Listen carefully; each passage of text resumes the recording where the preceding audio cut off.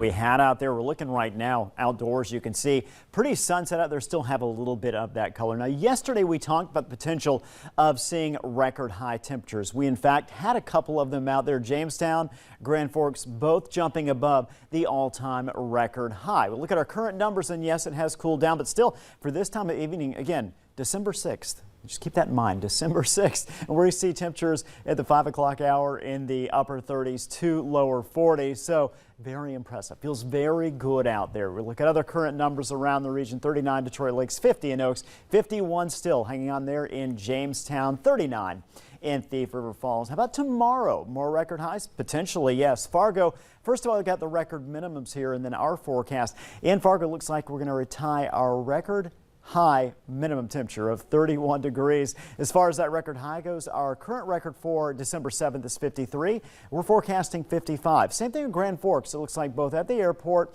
and at the National Weather Service office are either going to tie or break that record. So going to be warm one more day. And again, these numbers, as mentioned yesterday, we talked about 25 degrees above the norm for this time of year. In fact, for Fargo, if we hit that 55, we'll be closer to 30 degrees above the norm for this time of year. We'll take a look at our first alert forecast heading to the overnight hours. Could see a little bit of patchy fog in the northern valley also as you head over to northern Minnesota. Otherwise, we've got those very mild lows. We clear out tomorrow. We get a southwest flow, again driving those temperatures up.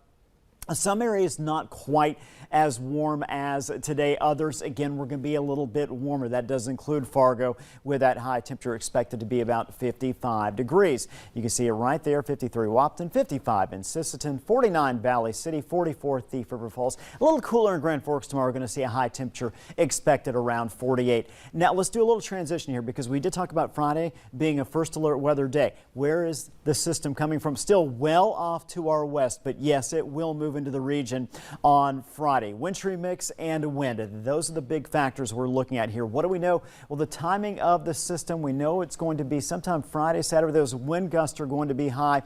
The track of the storm, a little uncertain there. We could see, it looks like now it's pushing a little more north, those weather models. So we'll see what happens with that. But again, I think what we're going to find out is that whereas yesterday we were thinking Thursday night, Friday morning might be an issue, this precipitation going to fall through some dry air, going to take some time to get to the surface. So it's going to be more so as we head toward late Friday into early Saturday. The area that looks like it's going to be most impacted, Devil's Lake, Jamestown. Get farther east, we're going to have a little bit of snow. But again, with those temperatures being what they are, any of the snow that we see is going to melt. And so really we're talking about slick roads. I think that is the biggest issue here. In fact, we look at our snowfall potential. And the numbers here, we could see 1 to 2 inches or more fall. The thing is, it's going to quickly melt, so you're not actually going to see 1 to 2 inches on the ground. Maybe up in Langdon, you head up toward northern Minnesota, you may see a couple areas that may see a little bit of accumulation. Here is that forecast for the next 11 days, 55 Thursday, 42 for your Friday again.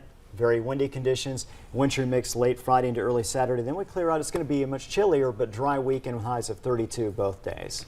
We keep adding good days. The 17th, 37.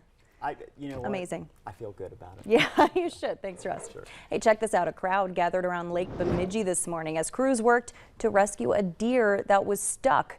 Before rescue crews could reach the deer, the buck started swimming to shore on its own. A little rattled, it then ran into the side of an SUV, but it is not believed to be hurt. The buck went on its way toward Lake Irving. The FAA is now tackling mental health. We'll bring you the warning from officials next.